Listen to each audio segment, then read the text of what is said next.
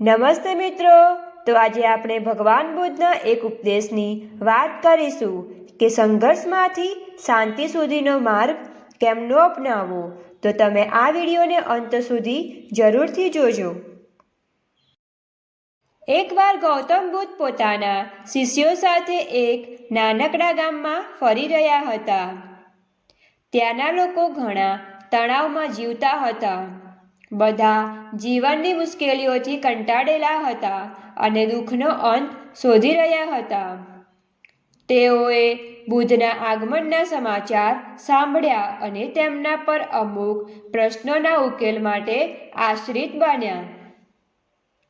ગૌતમ બુદ્ધે એક કંટાળેલા વ્યાપારીની મુલાકાત લીધી. ગામના લોકોમાં એક વેપારી હતો જે ખૂબ જ ધનિક હતો, પરંતુ તેની આંતરિક શાંતિ ગુમાવતો ગયો હતો. તે હંમેશા વિચારોમાં ડૂબેલો રહેતો હતો અને ક્યારેય તૃપ્ત લાગતો ન હતો.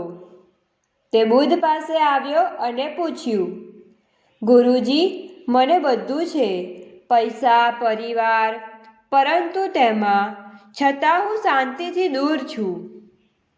શું તમે મને શાંતિ મેળવવાનો માર્ગ બતાવી શકો છો? બુદ્ધે જવાબ આપ્યો. બુદ્ધ હસ્યા અને તેમને શાંતિથી કહ્યું, મિત્ર, શાંતિ બહારની વસ્તુઓમાં નથી, પણ અંદર મળે છે. હું તમને એક કથા દ્વારા શાંતિનો અર્થ સમજાવીશ. બુદ્ધે વ્યાપારીને કહ્યું, મારે તારા માટે એક કામ કરવું છે. શું તું મહેનત માટે તૈયાર છે? વેપારીએ ઉત્તેજનાથી કહ્યું, હા ગુરુજી. બુદ્ધે એક થાળામાં ઘણા અલગ અલગ પ્રકારના કઠોળ નાખી દીધા અને તેને કહેવું શરૂ કર્યું, આ થાળાને લેજો અને દરેક કઠોળને અલગ કરી બે અલગ અલગ થાળીઓમાં નાખો.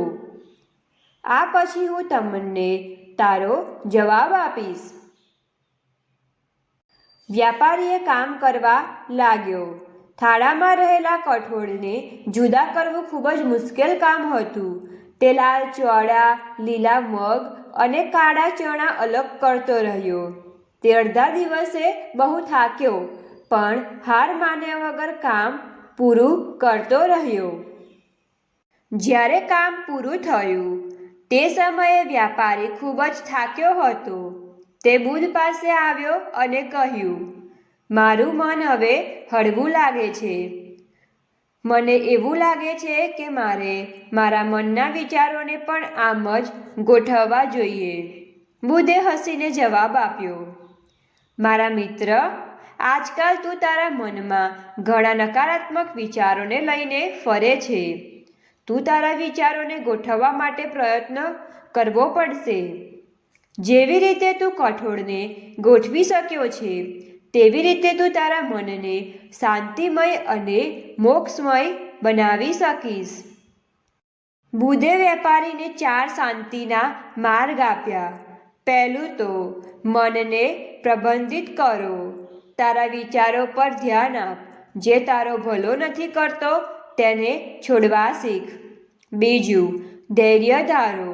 જીવનમાં શાંતિ તત્કાળ મળતી નથી, તે તનતોડ મહેનત અને ધીરજથી મળે છે. ત્રીજું, દયાળુ બનો. જે પ્રત્યે તું દુઃખ અનુભવે છે તેના પ્રત્યે દયાળુ બન અને મુક્ત થા. ચોથું, મધ્યમ માર્ગ અપનાવ. કોઈ પણ વસ્તુમાં અતિશય રહેવું નહીં. દાવા અને મંજરા વચ્ચે સંતુલન જાળવે. આ કથા અને સંદેશે વેપારીના જીવનમાં પરિવર્તન લાવ્યું. તેણે શાંતિ અને સંતુલન પામવા માટે પોતાની ઈચ્છાઓ અને મનના ભ્રમને કાબૂમાં રાખવા શરૂ કર્યું. આ વાર્તા આપણને શીખવે છે કે શાંતિ મેળવવી હોય તો આપણું મન ગોઠવવું મહત્વનું છે. સંઘર્ષથી શાંતિ સુધીનો માર્ગ તમારી પોતાના અંદરના સંઘર્ષોને ઓળખીને અને તેમને પ્રેમપૂર્વક મુક્ત કરીને જ શક્ય છે. હું આશા કરું છું કે તમને આ વિડીયો ગમી હશે અને આવી જ વિડીયો જોવા માટે અમારી ચેનલને લાઈક, શેર અને સબસ્ક્રાઈબ જરૂરથી કરજો.